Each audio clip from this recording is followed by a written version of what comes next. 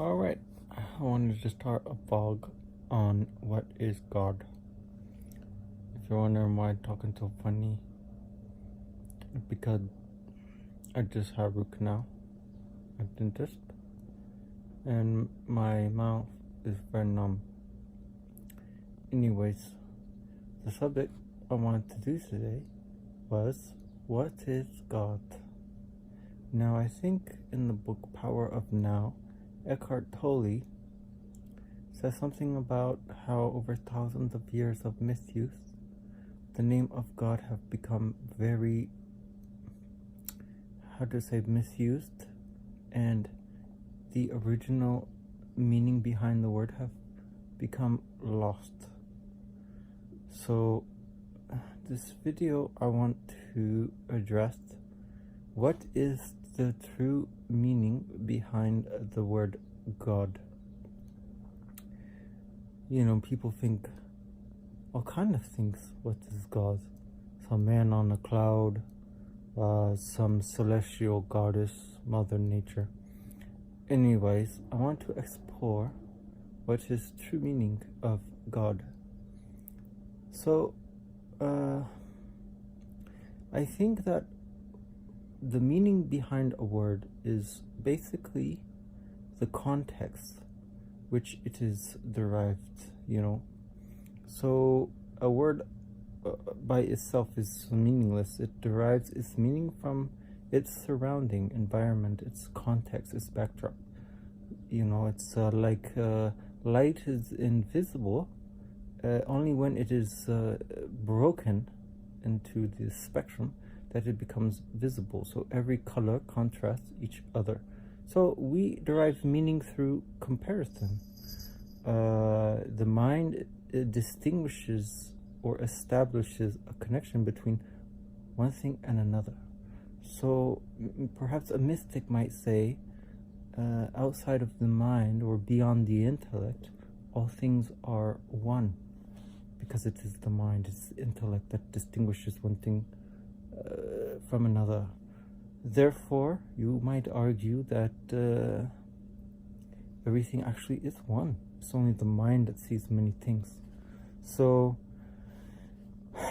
what is the context in which we can define God? We say God is the creator. Why do we say God is creator? We say God. We label this creator God, because this creator we define as infinite. Therefore, God is a label which we attach to the concept of infinity. Why? Because everything we can conceive is finite, right?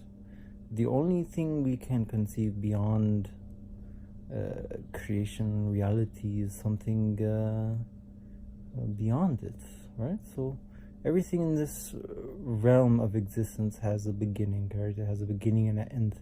It's finite, and these finite things come from earlier finite things, but there must have been something to establish this ongoing sequence of things coming into existence. So it's logically to induce the idea of God, some eternal thing which exists before,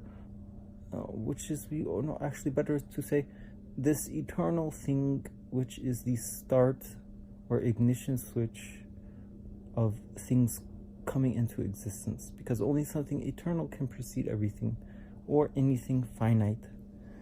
And this is where idea of God come from, because something eternal necessarily precedes something finite. And so also another interesting thing is that Isaac Newton talks about objects at rest remain at rest unless something put into motion. So God also can be logically deduced as the prime mover, because all these objects setting other objects in motions, but you follow it back to the first cause, the first mover. It's pretty much all just the same thing, so that we're talking about. So God in this context is something eternal, something which is the first cause, the first thing to set into motion creation, right? Existence. And since God is the concept of infinity, our minds cannot fully comprehend this because our minds are not able to comprehend something before the advent of creation. So what else was I going with this? One thing Max Planck said was something at the foundation of existence. He thought existed the mind, which is the matrix of all matter. In physics, especially quantum mechanics, they were able to see the behavior of some consciousness at the fundamental levels of existence, the behavior of electrons. When you are aware of existence, it behaves differently. That's called the measurement problem. Also, the double slit experiment, right? When you want to perceive which slit the particles go through, they will know that you are perceiving them, and they will have more of a defined path. But if you're not perceiving the particles, then it's almost to say that they are everywhere and nowhere at the same time, which is very weird. But you cannot separate the observer from the observed. It's like they're two sides of the same coin. Consciousness is everything. Like the old saying, to exist is to be perceived. That was George Berkeley. Also, we all know the famous I think therefore I am. But I want to focus more on to exist is to be perceived, because George Berkeley made a very famous point that if we are not aware of something, who's to say it exists? So perception is a very basic, elemental, primal quality of existence that you might say reality can't exist without.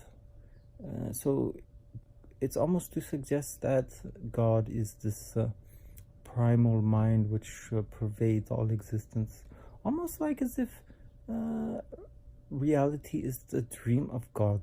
Because think about it, right? We are made in the image of God, like the Bible says. If this is true, then we have dream every night, in which we are, in a way, the creator, the God.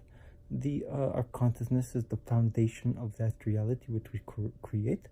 The sun, the moon, the stars, everything in our dream, it's all just an extension of our being, our consciousness, our mind. And we form our subconscious mind form a body in our dream to experience and inhabit our created reality. So if the same model is to be applied, then reality is in a way an extension of God's being, consciousness, mind, however you want to understand it. And anything is possible. It's just like in your dream. If you believe that this is your dream, you're having maybe a lucid dream, you can do what you want, but when you wake up, your dream is gone. There is nothing to perceive your dream when you wake up, and it vanishes. So same way, this reality, it hinges on the consciousness as its foundation, and that consciousness we can define as God. So consciousness is kind of beyond science at the moment, but it is very it's almost as to say reality is hinged on consciousness. This consciousness, eternal, the first cause of existence, this we can call God. Without this, I think there is a big gap to be explained. I think the atheists, rather than to say there is no God, I think they more want to stem away from the misconception of God, but lacking more of a good explanation themselves. Therefore, they call themselves atheists. But I think in the pursuit of truth, one can actually find for themselves what is the true meaning behind the word God. That's all I have for today. Thank you very much. I think I will end with something Gurdjieff said. Reality is the evolution of an idea. I think that sums it all up.